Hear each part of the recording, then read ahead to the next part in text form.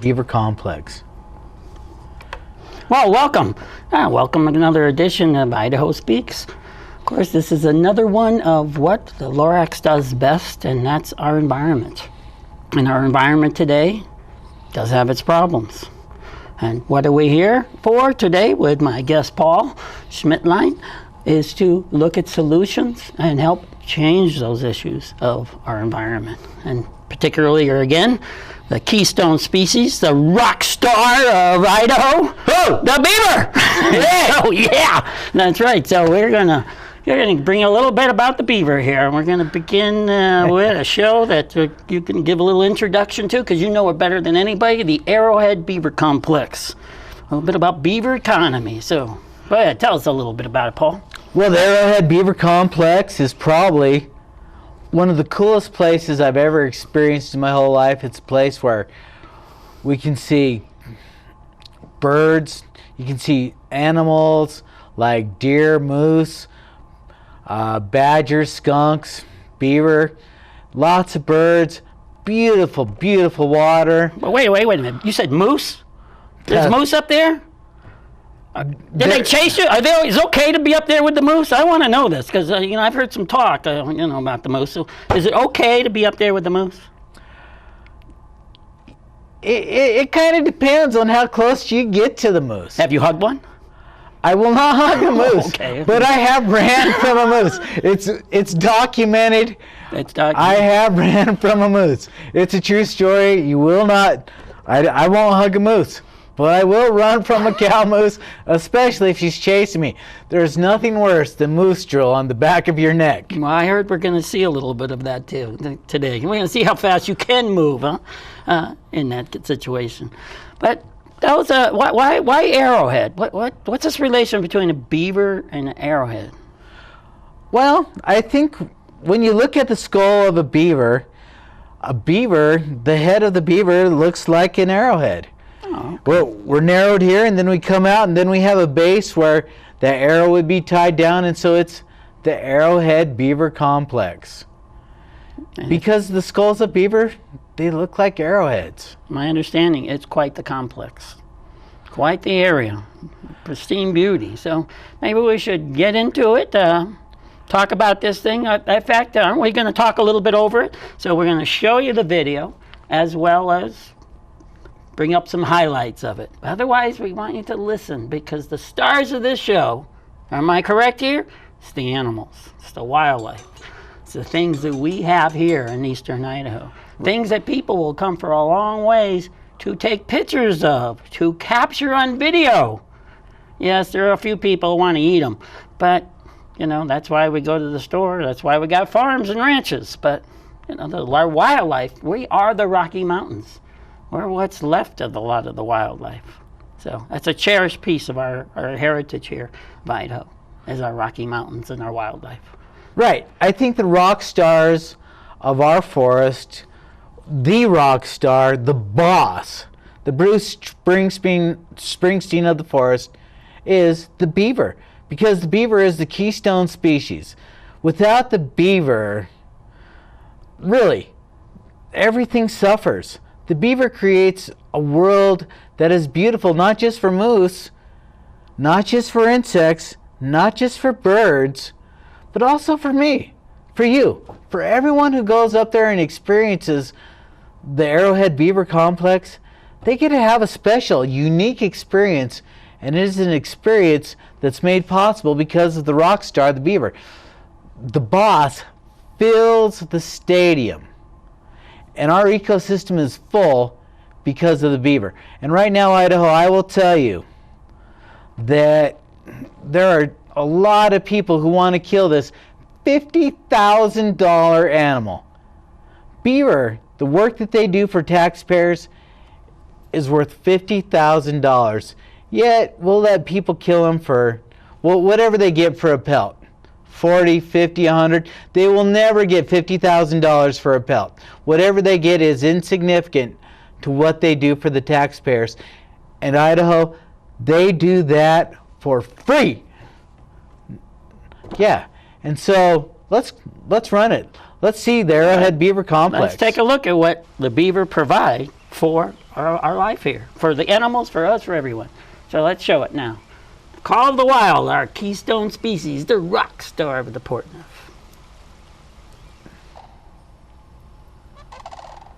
Arrowhead Beaver Complex. What do I hear? I don't know if we can hear it, but the audience, I think, can. I hear it.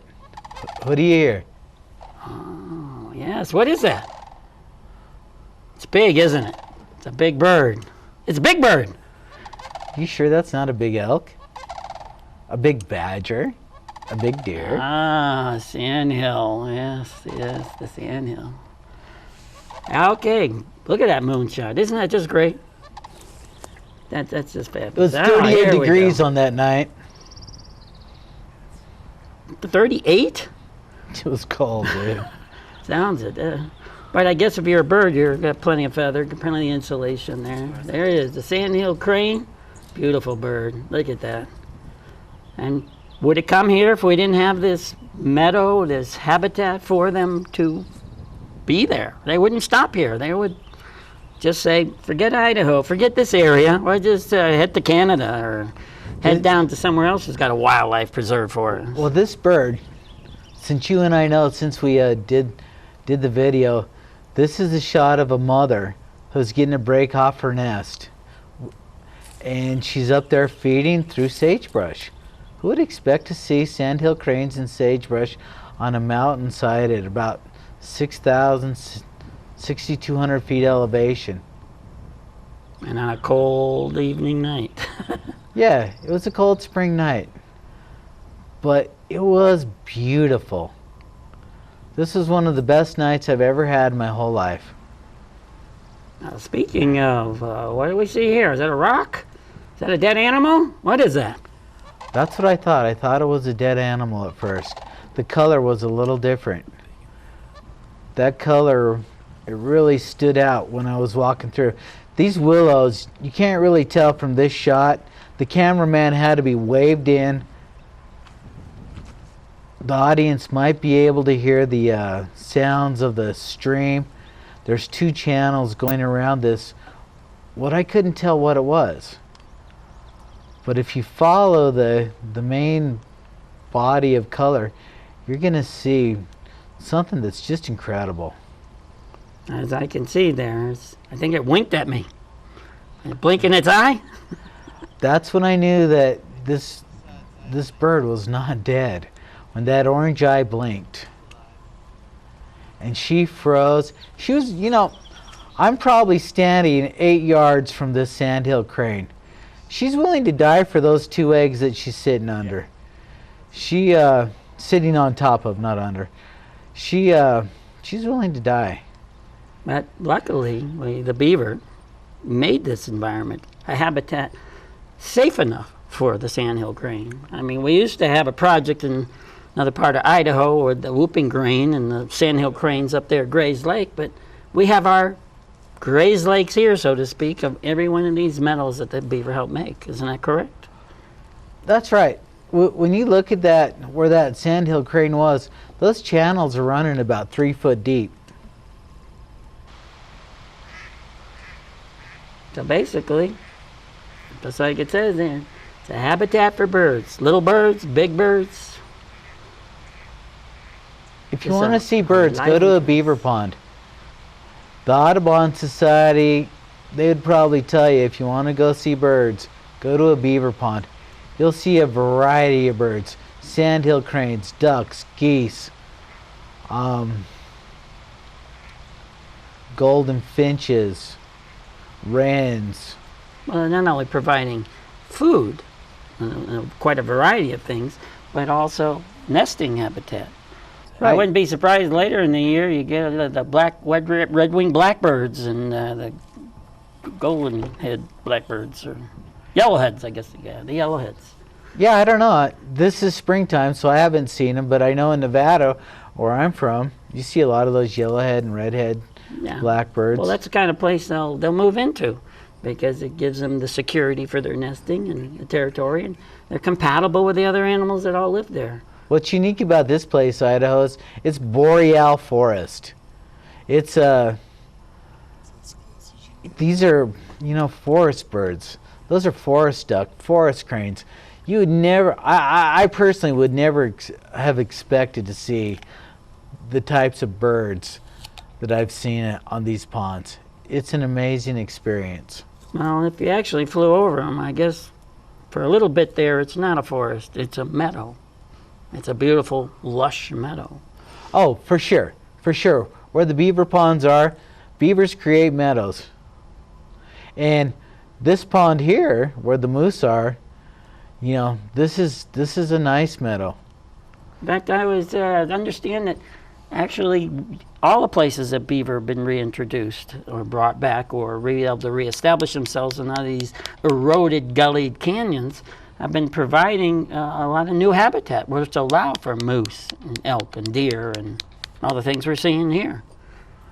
Oh, I don't know, I don't think these beavers were reintroduced. I think they were already here and they come back to these places where they've always been. I don't think the state of Idaho or the Fish and Wildlife. Oh, wait. Is this where he's chasing you? Or he's coming downhill, or you're just playing it safe? Yeah, this is a cow moose with her calf. This is a newborn calf. That calf is a silverback calf, and you're giving it her space. Cow moose are more aggressive than grizzly bears, and that is a place where I decided to let them have the pond that night. 'Cause that's their pond, not mine.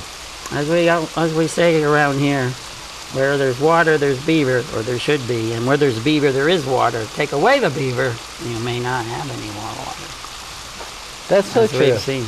That's so true, and 3/4 of Pocatello's water comes from the Arrowhead Beaver Complex. We get our water from up here.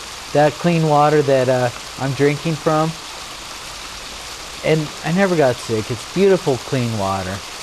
That water comes from this watershed. That water will end up in somebody's lawn, their sink, somewhere. That's the water the city of Pocatello will eventually use.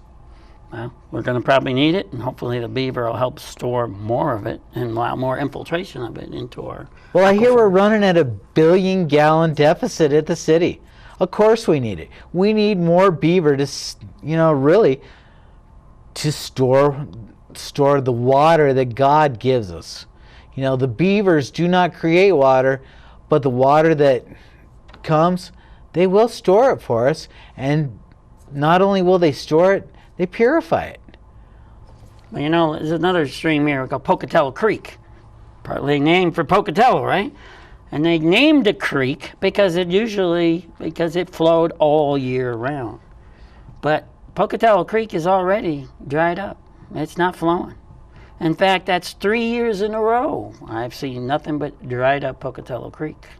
So hopefully we don't have the same thing with our loss of water here and have a dried up Pocatello as a city. If we don't watch and conserve and look at what we can do for our environment, like helping protect our beaver in our area to improve our watershed. And we may dry up too, just like Pocatello Creek. Well, I'm not positive that Pocatello is going to dry up like Pocatello Creek. That may be a little extreme. However, I will say that Pocatello Creek, historically, when people first settled here, according to the things that I've read in historical documents, you could read this at the special collections at ISU. You can read about how Pocatello Creek had 8, 9, 10-pound cutthroat trout in it. It was a healthy stream. It was a vibrant stream. There's lots of users now, and so you're going to lose some water. But also, one of the reasons why you've lost water is because you've lost beaver. And beaver, they store water. They'll store the water that comes through the snowpack. They'll build dams. And with those dams, you have water that comes down and it's going to hit the dam. And when it hits the dam, it's going to cut back upstream. And when it cuts back upstream, it's going to sit and recharge aquifer. Right now, if we're running a 1 billion gallon deficit, we really want our aquifer recharged. And it is so important for us to quit killing this $50,000 Keystone species. Because without the keystone species, well, you lose so many other things. Water, plus all the biodiversity that comes with the water. You lose the plants, animals, insects, the whole food chain is gone. That's why we call it a keystone species, like the keystone of a bridge. That one piece, that important, very important piece. Otherwise, the bridge will not stand. And I'll tell you what, Idaho, Pocatello is really, really cool because we're fortunate. We have Sacagawea Park. And Sacagawea Park is the beginning of a place where beaver, they exist. You can see the historical evidence of beaver cuts. You can see where beaver chewed on trees. You can see the wire that are put around the crackling willows and the other plant species that you don't want beaver to eat, because beaver will eat bark. That's what they do. They eat bark and they chew down trees and they create riparian watersheds. And Sacagawea Park, gosh, I am so lucky that I've been able to discover that park. My family and I, we go to Caldwell Park because Caldwell Park has slides. It has all the things that my little kids like to play. It has a playground, so we like to go play at the playground. We never even really experienced Sacagawea Park. And Sacagawea Park is one of those places where, I don't know, there's Golden Gate Park in San Francisco, and Golden Gate Park is really nice, but it's not as wild as Sacagawea Park. Now, Sacagawea Park is what we call an open space. It's what we have as part of the Lorax Beaver Wildlife Refuge, which intent of the refuge is also to create a park there, an actual park in Pocatello and in the county and covering that whole area, which is very unique, which is still in relatively stable condition of its natural form.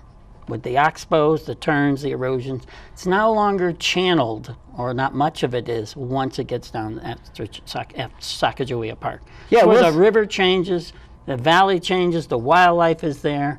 It's a unique place, as all the people who are discovering it all the time are finding out.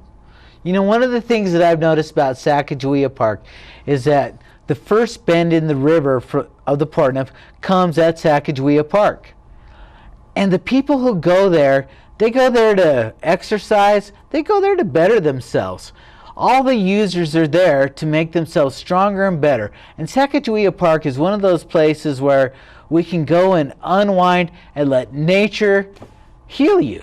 Let nature, you can go have that experience, and you don't have to go 10 miles, 5 miles, 30 miles, 40 miles, 50 miles. You can go right into your city and have a cool natural experience. I think that's really unique. But the history of Pocatello has been this trench. And people felt, well, if we're going to experience the river, we have to leave town. But now, I guess town has gotten a little bigger. It now encompasses that area down there, the north part of town, as well as the south part of town, which we now have a swimming pool there on the Portneuf. We got a bunch of swimming pools down on the north end because, well, who makes the ponds, the pools to swim in? The beaver. Because they make the holes. Actually, sometimes the swimming holes are also where the beaver live. But again, it's multiple use. You swim in the daytime, I swim at night. Well, actually, I do swim a lot at night. I swim with the beaver, but only when it's warm enough. But we got another shot. We got another clip here to show on Sacagawea Park, looking at again the wildlife of what we call the riparian beaver complex down here, which is known as the Lorax Beaver Wildlife Refuge. In the area, and are hopeful that we're developing, and hopefully in the ends, is the wildlife educational park there. So focusing on that part of town, bringing people an educational center of real wildlife.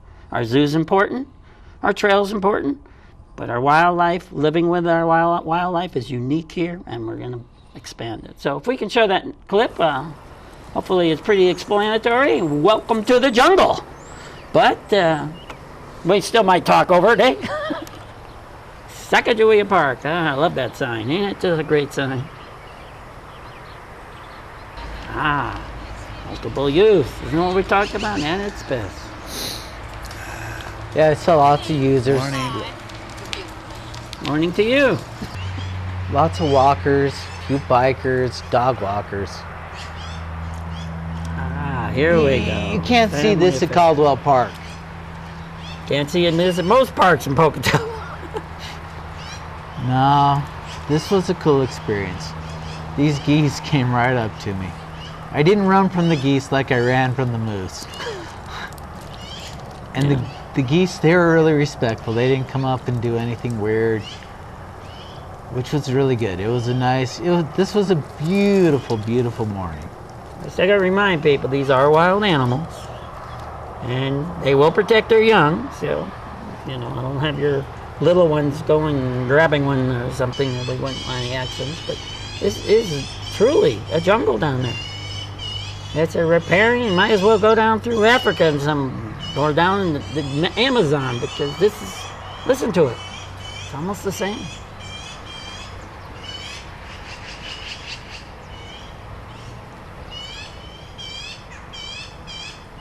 It's alive. Looks like a beaver lodge there where those geese were going by. As we tend to call them dens. Yeah, a Bank beaver beavers, den, yeah. right. I'm so used to the lodges. Oh, I guess we plugging our little event we're having to have here. We're going to have a couple of float trips, aren't we? Rolling down the river, putting in Sacagawea or People's Park, and floating the river. Right, and when we go down the river, we may see spawning carp. Carp, a non-native species, one of Lorax's food species. Hey, if you know how to cook a carp, ain't nothing better than it. It's called the chicken of the river, but you gotta cook it a long time, just like you cook a turkey. And it's Or a about rock as big as a chuck. turkey, too. I don't know, I think I'd probably rather eat a rock chuck than a carp, but Well, we have those too down there now.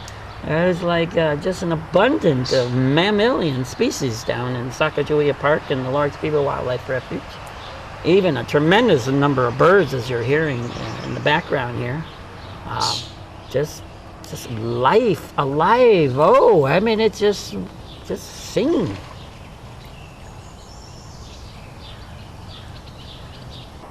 yeah, if you got a little stress, that's a great place to go for a walk and just feel better. There's one of the bird geniuses. Definitely is.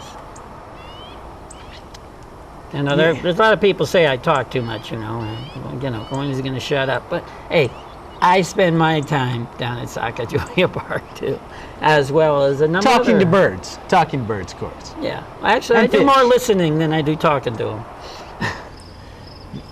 You know, a sad deal is they're going to try to kill, the state of Idaho is actually planning on killing 4,000 ravens, crows, and magpies.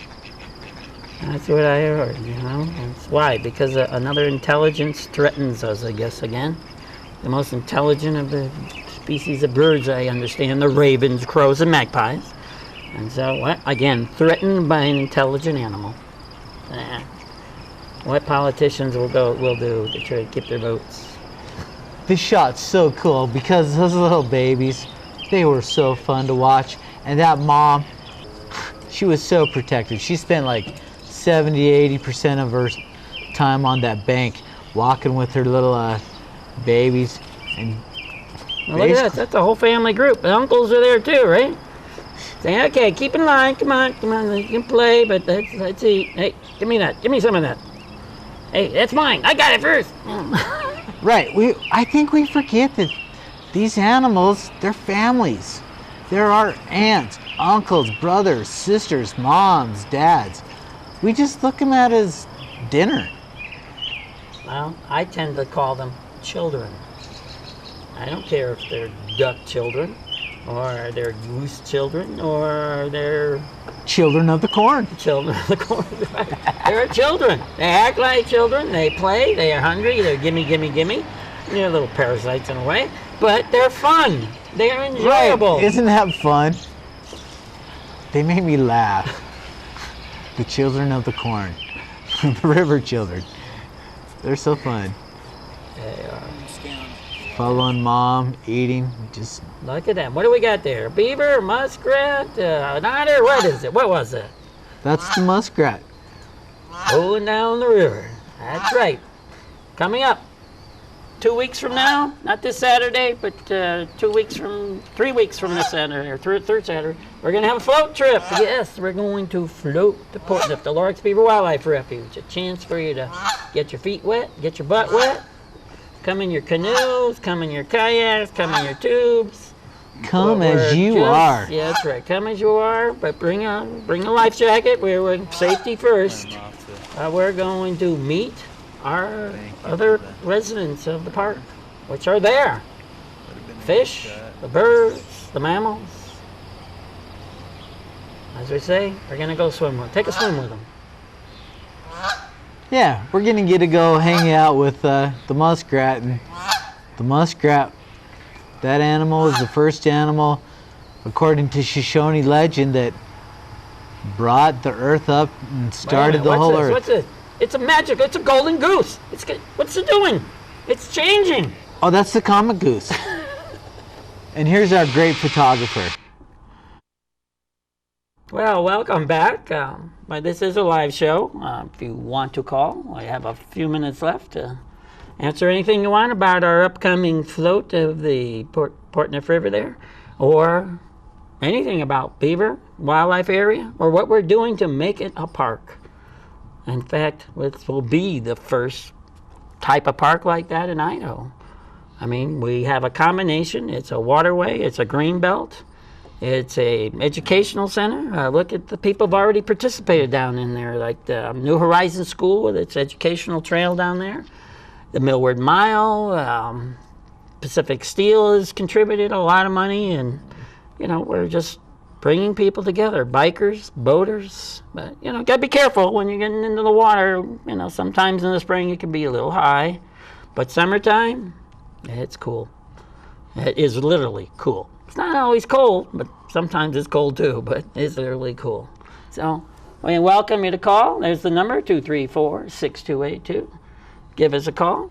I'm with my guest here today, Paul Schmidtlein, a beaver enthusiast and protector of wildlife. Would that be a good title for you? Right, yeah, I'm all over that. Well, then you qualify as a Lorax, protector of wildlife. But with a beaver tail and beaver feet, I know where your focus is, which is good. So we got a couple of minutes left. Paul, what you look at the future of the activities that we can maybe see here this summer? People get involved with what we're doing. Well, I think one of the important things is the float trip. We're going to go down to Portneuf so people can experience the Portneuf. It may be a brown river and a little silty, but it's not toxic. It's not going to light on fire. We're safe in the Portneuf River as far as we're not going to be contaminated. You're not safe from drowning if you can't swim, because there are deep holes. Definitely. And Watershed Guardians, I'm going to throw a pitch in for these guys. They're going to have a great concert in September up at on the main fork of the main creek, up at the guard station.